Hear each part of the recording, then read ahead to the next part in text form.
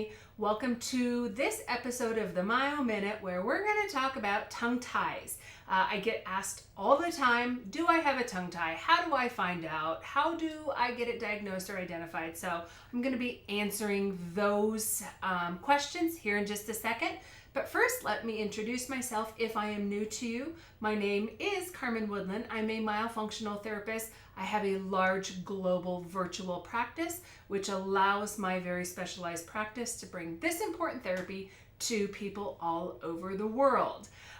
So in this episode, I'm going to really just hit on three things. There's a lot of components to tongue ties, and I'm going to just hit on three things. What is a tongue tie?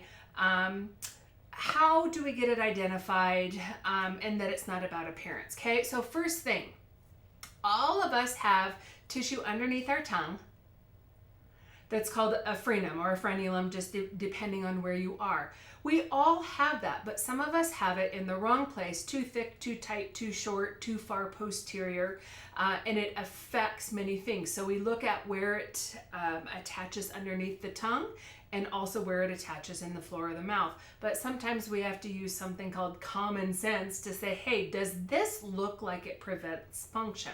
So sometimes people will look at just this movable portion, which out here is called the free tongue. But most often in my world, that tongue tie prevents the back of the tongue from working correctly, which is very important for a swallow, okay? So that's what a tongue tie is. It's just any combination of those adjectives, if you will, about that frenum. Too thick, too short, too tight, wrong place. Now, it's about appearance versus, or it's not about appearance, it's about function. And so that's another question that many of you guys have, and my inbox is always full of questions. You know, people send me a picture, hey, can you tell me if this is a tongue tie? Yes, sometimes we can look at it. I call that low-hanging fruit, so that's really obvious for me to be able to say, yeah, got a concern. But quite often for a lot of my clients, it's more about the function or lack thereof when it comes to a tongue tie. So it's about the oral function, not how it looks. And so, which kind of also leads me to how do you get it identified or diagnosed? So I always say the best place to really start is with a myofunctional therapist, because we're going to have you do more than just stick your tongue out.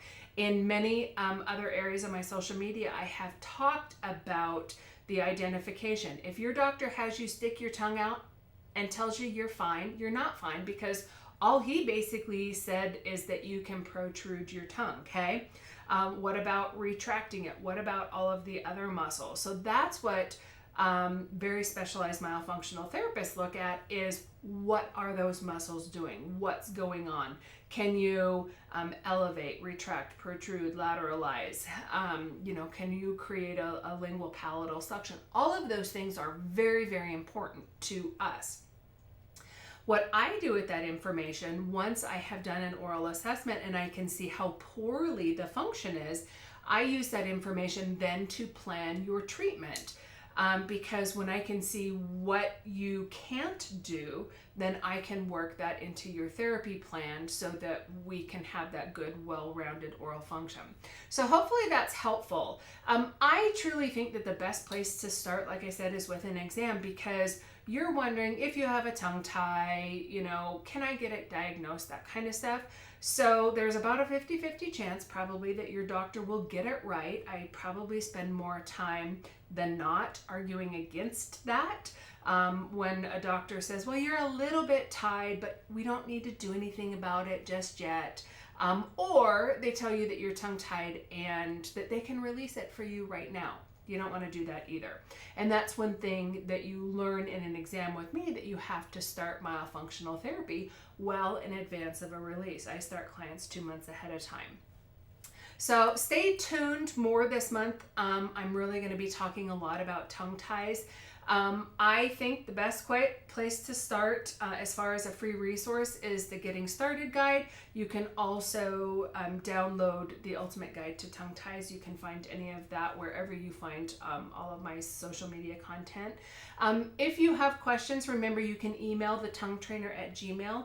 I don't answer specific cases about your health, your tongue tie, or anything like that, because I don't know anything about you and I don't like to make myself look like an idiot. So until I have information about somebody and I'm doing a comprehensive exam, I can't answer personal questions. But that at least gives you a place to start. I know a lot of you guys end up here on my social media because you find out that you have a tongue tie and, oh my gosh, what do I do? Where do I start? Or do I have a tongue tie?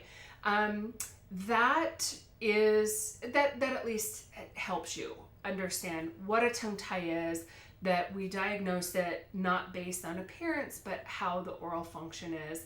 Yes, some are so bad that they're obvious, you can look at them, but most of my clients, like I said, it's more about the back of the tongue. They can't swallow correctly, leading to digestive issues, choking when they get older, that kind of stuff. So make sure that you download the Ultimate Guide to Tongue Ties or the Getting Started Guide. I think that will be really helpful. And I will be back in the next episode and we are going to continue talking about tongue ties. So I'll see you then. Bye for now.